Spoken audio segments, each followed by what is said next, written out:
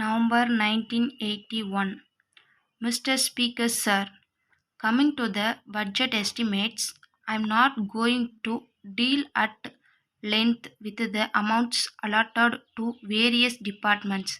I shall deal only with the major policy of the government which should be adopted in future for the welfare of the state.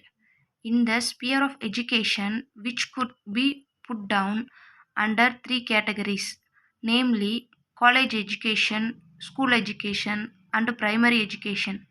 There is shortage of teachers, even as we have with regard to food and cloth. It is the case so far as secondary grade trained teachers are concerned.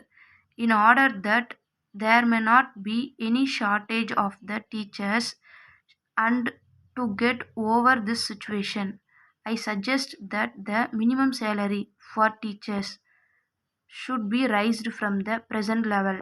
Along with the shortage of teachers, we also see there is insufficient equipment by way of building accommodation also.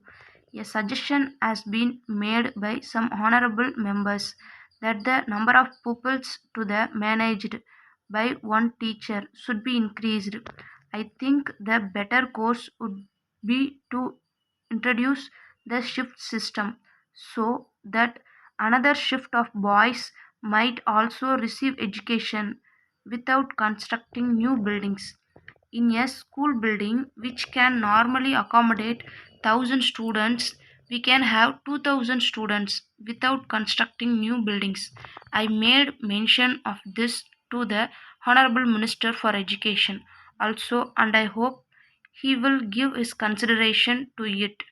If that is adopted, we need not bother about the construction of new buildings immediately. Of course, for permanent institutions, we can construct buildings according to the convenience of the finance of the government. It may also be noted that the shift system in the matter of education is being adopted in some Western countries also. I wish to say a word about land revenue and agriculture.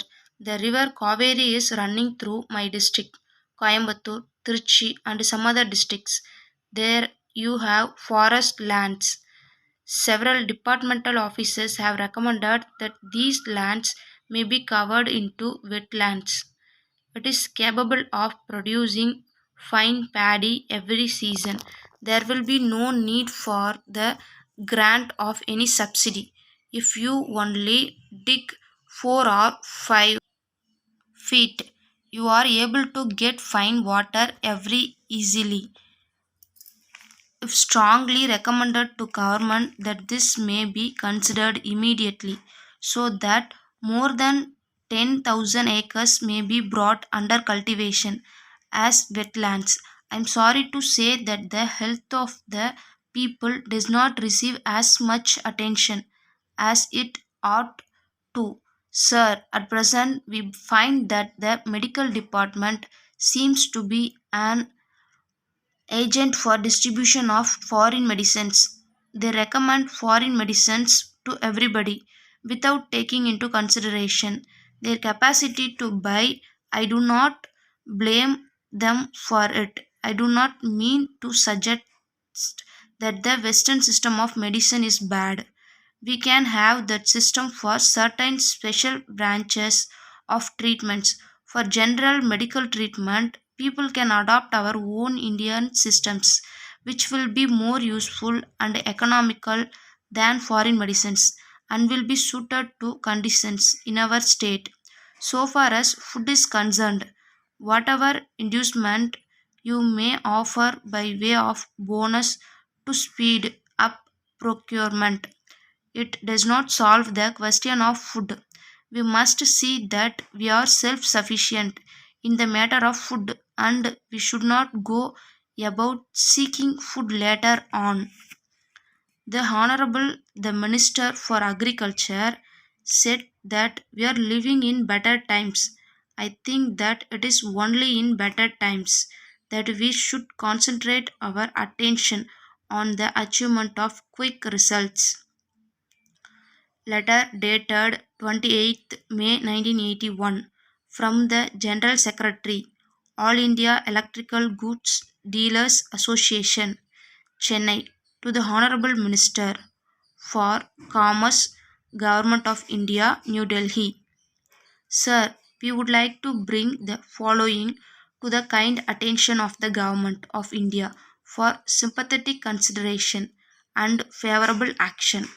It is matter for regret that the Government of India so far desired to lift the ban on import of high power electric motors by the members of the association during the current year. In spite of several representations made by the association, we feel sorry to inform you that no favorable orders have so far been issued in the matter. It may be pointed out this connection that local production of this machinery is found to be quite inadequate from time to time. Hence, we are of the firm opinion that there is no other alternative except to allow import of this machinery in order to meet the increasing demand and to bring down the prices. It is an established fact that industrialization alone can help to raise the standard of living of the people of a country quickly and effectively. In the circumstances, we appeal to the Government of India to kindly take into consideration all aspects of the matter and pass early orders to allow import of this machinery by the members of our association. Thanking you, yours faithfully.